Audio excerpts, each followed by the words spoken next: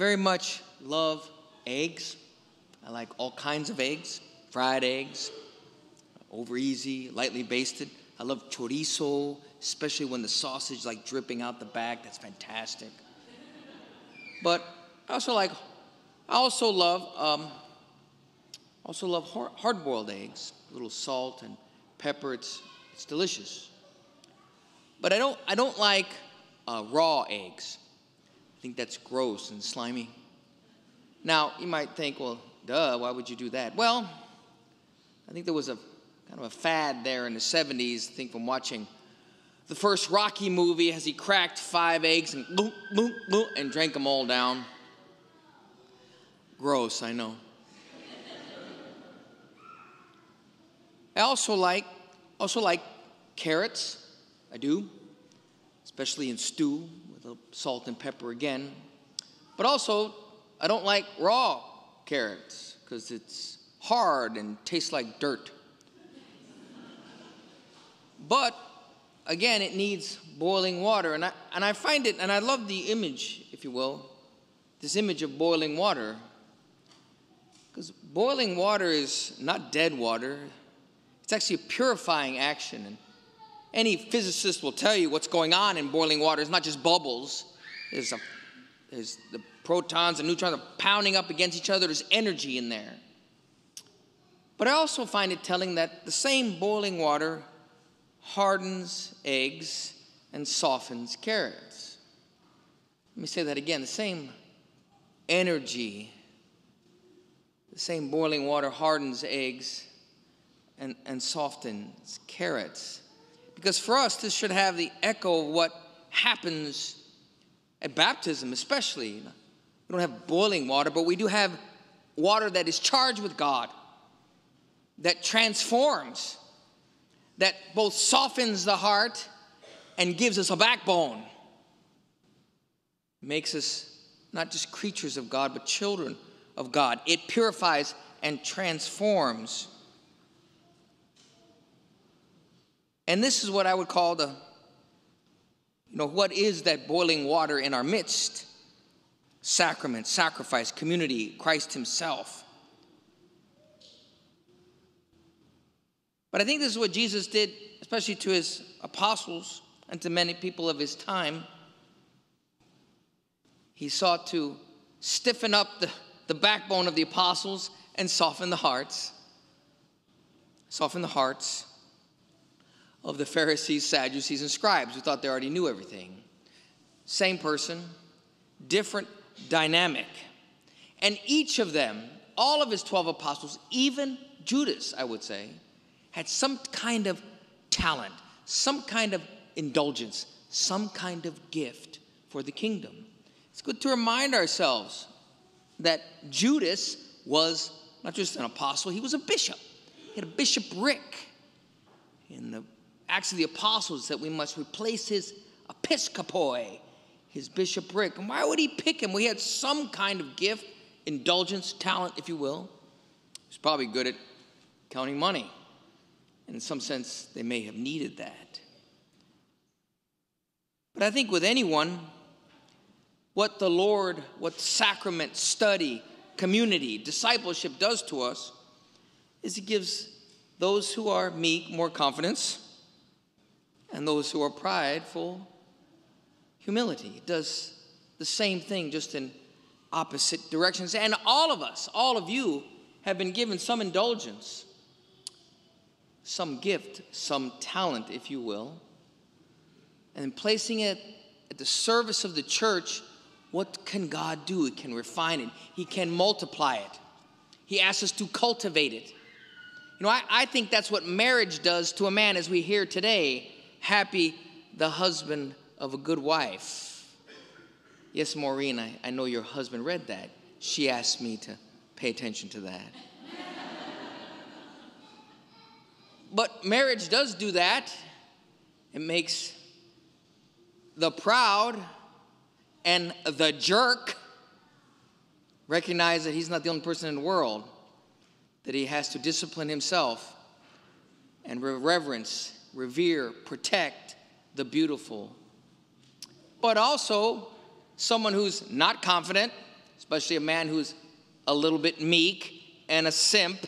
Once he gets married, he realizes he has to be a man to protect, defend, and be disciplined for his family. But today in the gospel, we hear about these three servants. Now, we don't know much about them. It might be just a parable. Who knows? But Jesus uses this image as the master who's entrusted his servants with something, with some part of himself. He even says, I'll give you my talents, my gifts, my indulgences. What is an indulgence? It's a kindness that we didn't either ask for or deserve, but it's been granted to us.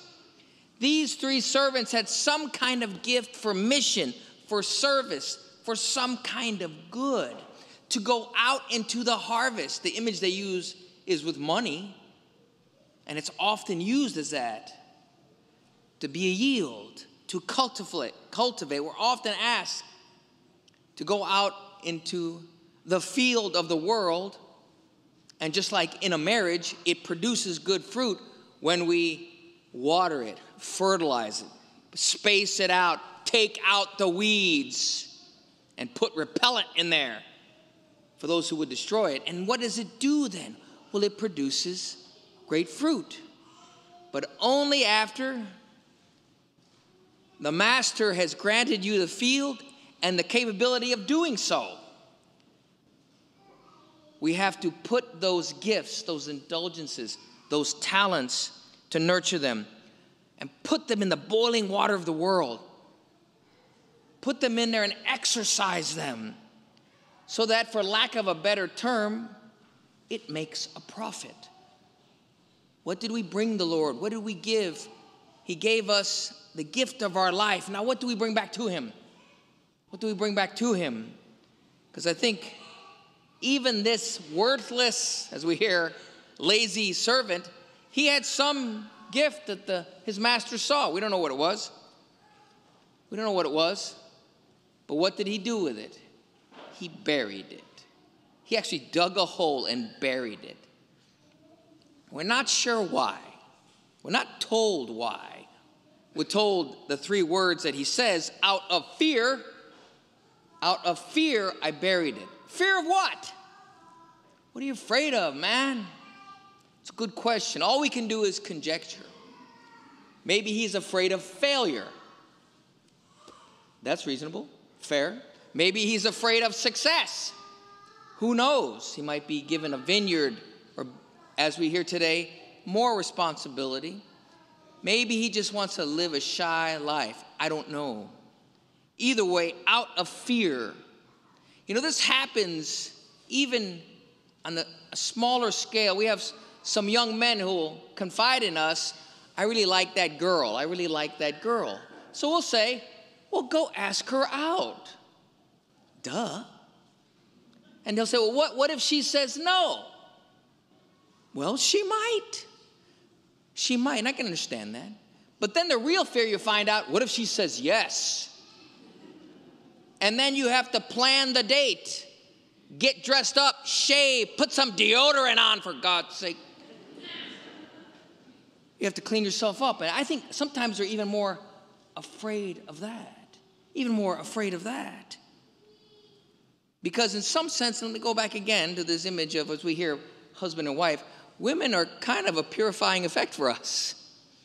It calls us to be better men. It calls us to be better men.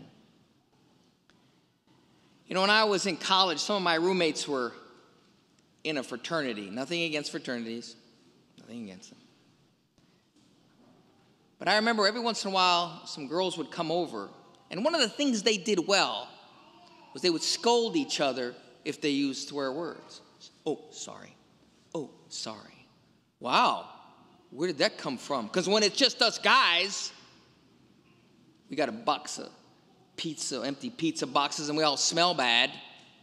But it's the purifying and beauty of the female, of the woman, of girls.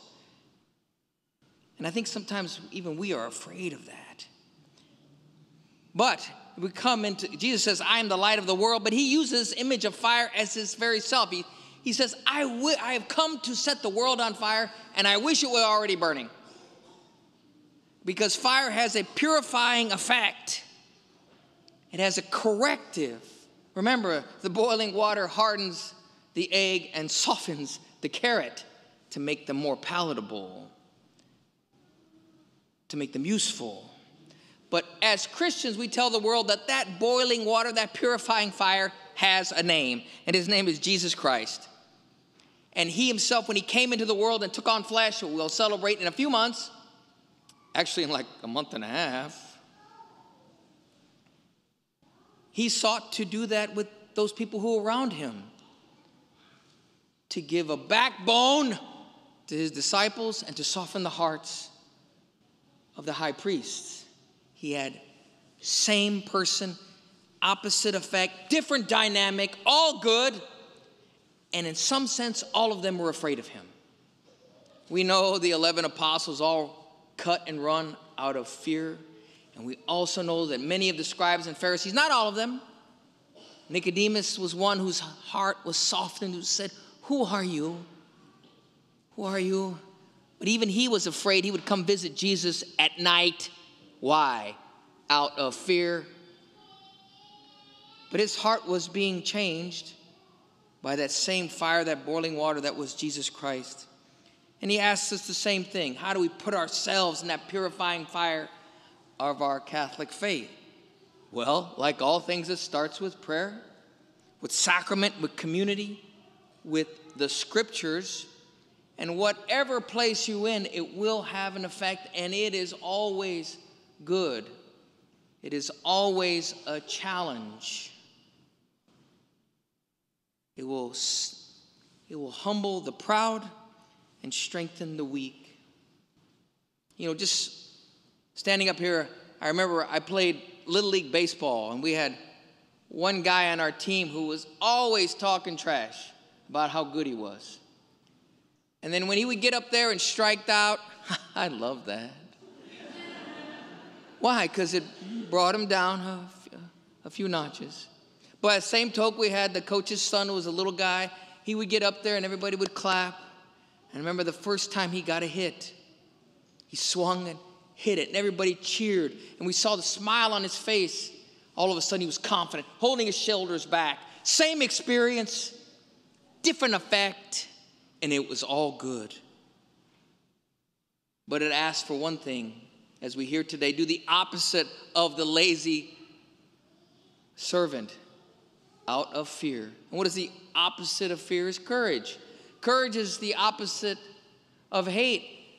Fear is the opposite of love. We have a crisis of courage, and I think the enemy has been emboldened. So we're asked today is to look at our faith, the prayer, the sacrament, the community, the scriptures, and jump in. And jump in. Know it has a purifying effect on us. All we have to do is be brave enough to do so.